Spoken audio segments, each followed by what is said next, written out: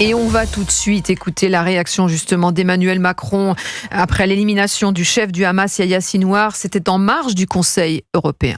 Aujourd'hui est marqué par la mort de Yahya Sinwar. Et ce jour est un tournant, en même temps qu'un succès militaire pour Israël. Je pense, en le disant, aux familles du 7 octobre. Cette occasion doit être saisie pour que tous les otages puissent être libérés et pour que la guerre soit enfin arrêtée. Il faut en effet mettre fin aux opérations militaires. Désormais, après ce résultat, accepter le cessez-le-feu à Gaza et ouvrir enfin une perspective politique crédible pour les Israéliens comme pour les Palestiniens. Que penser de la posture d'Emmanuel Macron, Gilles-William Goldnadel ? Écoutez, force est de constater que si on avait écouté Monsieur Macron, qui après avoir été le Mozart de la finance avec le succès que l'on sait, se voudrait le Jupiter de la guerre, eh bien, on aurait cessé le feu, on aurait privé l'État agressé de ses armes, et Monsieur Sinwar serait toujours en vie. La réalité, elle est là. Donc, vous comprenez pourquoi, depuis assez longtemps, je fais assez peu de cas de ces déclarations. Un changement de l'apaisement après les polémiques. Non, mais on notera quand même une petite inflexion chez le président, puisque celui-ci s'était montré particulièrement silencieux lors de la mort de Nasrallah. Et là, au moins, il se félicite de la mort de Sinwar. Donc, c'est comme s'il avait pris en compte une réalité qui semblait lui échapper jusqu'à... Il prend le train en marche, selon vous ? Il prend le train en marche ? Non, mais je pense que ce qui est vrai, c'est que on assiste à un raté diplomatique et une perte de l'influence de la France et qu'incarne à la perfection malheureusement Emmanuel Macron ces derniers temps. Donc ça, c'est désastreux. À croire qu'aujourd'hui, faute de pouvoir, il serait en recherche d'un éventuel prix Nobel de la paix, mais on ne fait la paix que dès lors qu'elle est possible et qu'on a éliminé un certain nombre d'adversaires qui aujourd'hui il reste complètement. Enfin, c'est illusoire.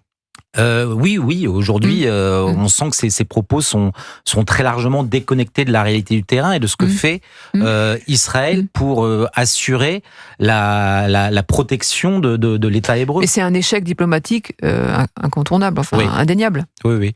Mais je pense qu'il en a lui-même conscience que ce n'est pas seulement un avis qui est partagé par les Israéliens qui pourraient se sentir blessés par les propos d'Emmanuel Macron. Je pense qu'un certain nombre de Français ont eu honte des différentes déclarations du président. Alors justement, il y a une polémique qui est née suite à ces propos rapportés en Conseil des ministres. C'était mardi, selon lesquels il aurait suggéré à Benyamin Netanyahou de ne pas oublier que son pays a été créé par une décision de l'ONU.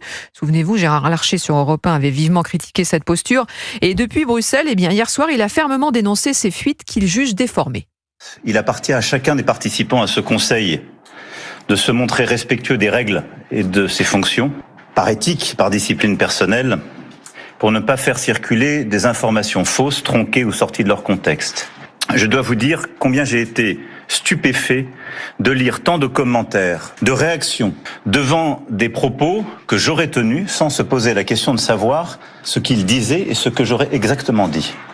Et je crois que je dis suffisamment sur la situation au Proche-Orient pour ne pas avoir besoin de ventriloque. Est une preuve, au fond, d'un délitement du débat public et d'un manque de professionnalisme des ministres qui ont répété des propos déformés, des journalistes qui les ont repris et des commentateurs qui ne se sont pas attardés à la réalité et à la véracité de tels propos. Bon, voilà, on sent la colère d'Emmanuel Macron. Il n'empêche, ces propos n'ont pas été démentis par l'Élysée, confirmés même selon les informations du service politique d'Europe 1. Comment est-ce que vous interprétez cette petite mise au point, cette mise au point musclée même d'Emmanuel Macron ? Mais je pense que Emmanuel Macron ne pouvait mieux se tirer une balle dans le pied qu'en commentant des propos qu'il aurait tenus et qui ont été bel et bien tenus, en pointant du doigt et les journalistes et les ministres qui participent à ce Conseil des ministres. Il semble oublier une chose, c'est que aujourd'hui, pour partie, un certain nombre de ces ministres se sentent en cohabitation. Et donc, ce qui est déjà filtré lorsqu'il comptait sur un certain nombre de ministres qui appartenaient à son camp présidentiel, n'en est que plus évident dès lors qu'il tient des propos qui peuvent choquer, et à raison, ceux qui sont autour de la table. Et donc, c'était évident que ces propos seraient sortis, utilisés, peut-être même instrumentalisés contre lui. Mais c'est bien bien parce qu'il les a tenus initialement. D'ailleurs, je sais que l'association des journalistes qui travaillent à l'Élysée a publié un communiqué de protestation, puisque ça mettait en cause ce qu'il disait. On constate d'ailleurs que l'Élysée n'a pas démenti tout de suite. C'est les informations qui étaient prêtées. C'est après la tempête que l'Élysée, maintenant que M. Macron, dépité, se reprend. Il essaye de casser le thermomètre pour enlever la fièvre d'une certaine manière. Mais la réalité, c'est que qui est assez pathétique. Hein, oui, c'est ça. C'est peut-être le mot qui correspond le plus à la situation. Après avoir dissous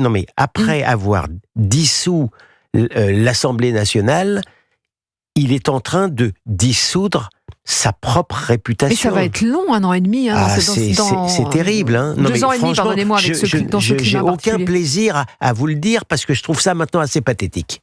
Pathétique aussi pour vous, selon parce qu'il y a la défiance de ces ministres, du coup, cette espèce de coalition qui est fragile, oui, mais en fait, et on sent qu'il est. Lui voudrait une coalition exigeante, mais on voit que pour certains c'est une cohabitation, et que à raison il se montre choqué par des propos que le président a pu tenir autour de cette table pendant le Conseil des ministres, et je pense que c'est sain d'ailleurs que ces propos puissent sortir. Emmanuel Macron, par ailleurs, ne s'est pas privé de laisser fuiter un certain nombre de propos désobligeants à l'égard de ses ministres. Quand ça l'arrangeait. Ce n'était pas, pour citer les plus récents à l'encontre de Bruno Le Maire, il lui disait: Bruno, ça fait quand même 7 ans que tu étais là, après que le ministre de l'économie, celui qui est encore ministre de l'économie, lui faisait des remarques sur ce qu'il pourrait faire pour rétablir les comptes publics. Donc oui, s'il le veut, il fait sortir les choses par la bande. Donc il ne va pas faire la leçon ni aux journalistes ni aux ministres.